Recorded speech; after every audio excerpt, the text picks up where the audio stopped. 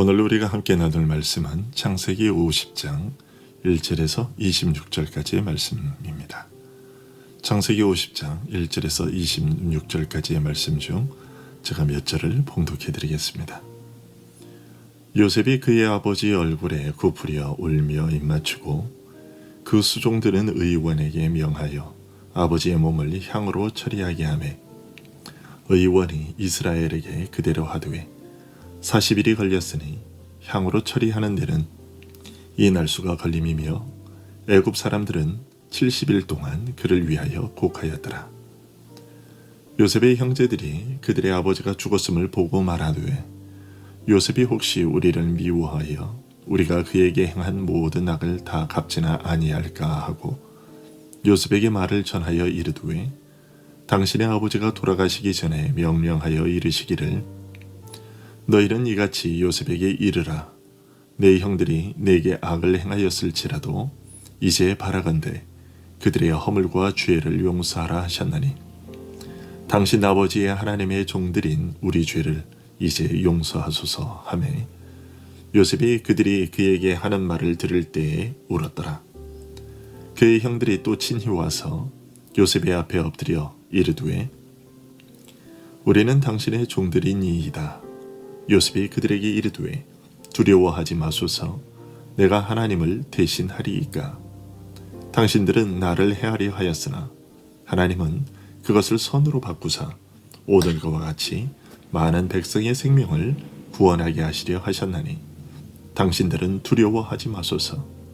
내가 당신들과 당신들의 자녀를 기르리이다 하고 그들을 간곡한 말로 위로하였더라. 아멘. 애굽의 바로왕 앞에서 험악한 세월을 보냈다고 말할 만큼 정말 굴곡 많은 인생을 살았던 야곱은 자신에게 주어진 이 세상에서의 삶의 마지막 순간이 다가오자 자식들을 다 불러 모아 그들을 축복했고 그 축복을 마치자 숨을 거두었습니다. 야곱은 147세의 나이로 하나님의 부르심을 받았습니다. 이에 야곱으로부터 가장 많은 사랑을 받았던 아들 요셉은 이집트의 장례 관습대로 야곱의 시신을 향처리하고 70일 동안의 애도 기간을 가졌습니다. 이런 모습은 요셉이 아버지 야곱을 얼마나 사랑했으며 아버지의 명예를 높이려고 했는지를 보여줍니다. 하나님께서 야곱의 장례가 이처럼 성대하게 치러지도록 하신 것은 야곱의 신앙에 대한 기억을 후손들에게 물려주기 위해서였던 것으로 생각됩니다.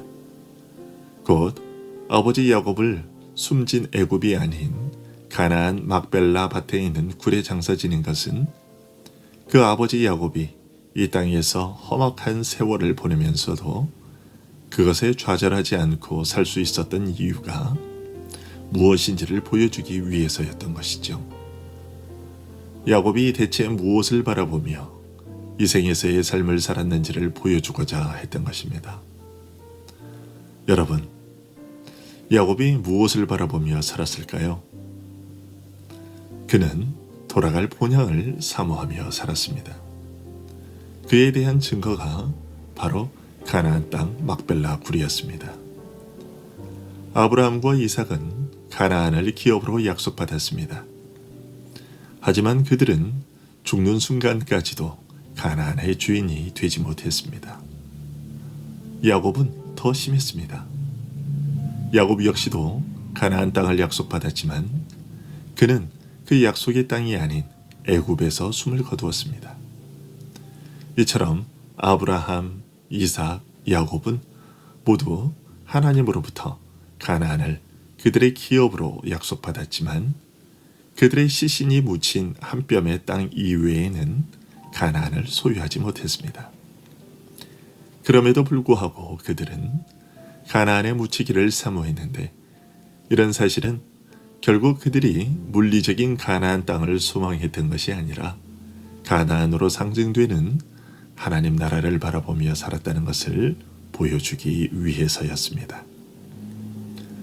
하나님께서 야곱의 장례식의 모습들이 신앙인으로서의 바람직한 모습은 아니었음에도 불구하고 그것을 막지 않으신 것은 야곱의 시신이 막벨라 굴에 묻히도록 함으로써 그 후손들 역시도 조상들과 같이 약속의 기업에 대한 소망을 고이 간직한 채 애굽의 향락과 문화에 물들지 않는 고귀한 삶을 살아가도록 하기 위함이었던 것입니다.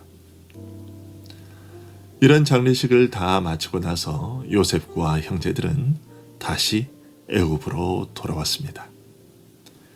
이때는 이미 요셉을 통해 알려졌던 7년의 흉년 기간이 벌써 지나간 때였습니다.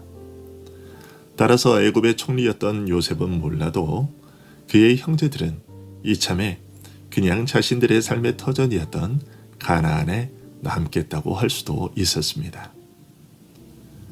그럼에도 불구하고 그들은 모두 애굽으로 다시 돌아왔습니다. 그것은 아마도 그들이 하나님의 말씀에 따른 것이었다고 여겨집니다. 다시 말해서 하나님께서 아브라함과 이삭과 야곱의 여정을 인도하셨듯이 그들의 자손들 역시 마치 울타리로 두른 것처럼 애굽의 고센 땅 안에 그들을 가두어 놓으셨던 것이죠. 이런 생각이 전혀 무리가 아닌 것은 창세기 15장에서 하나님께서 하신 말씀이 있기 때문입니다. 창세기 15장 13절에서 하나님께서는 아브라함에게 내 자손이 이방에서 객이 되어 그들을 섬기겠고 그들은 400년 동안 내 자손을 괴롭히리니 그들이 섬기는 나라를 내가 징벌할지며 그 후에 내 자손이 큰 재물을 이끌고 나오리라고 말씀하셨습니다. 이 말씀은 분명히 야곱의 아들들에게도 전해졌을 겁니다. 그럼에도 불구하고 야곱의 아들들은 장차 그들의 후손들이 종살이하게 될 애굽의 고센 땅으로 돌아왔습니다. 그러기에 야곱의 아들들은 자신들의 먹을 것 때문에 애굽의 고센 땅에 되돌아온 것이 아니라 하나님께서 정해놓으신 울타리를 자신들의 마음대로 부수고 벗어나지 않으려고 돌아온 것입니다. 그들은 자신들의 후손들이 애굽 사람들에 의해 괴롭힘 당할 것을 알면서도 그 괴롭힘보다는 하나님의 뜻을 더욱 중히 여겼던 것이죠. 이것이 그들로 하여금 종살이를 견딜 수 있게 해주었던 힘이었습니다.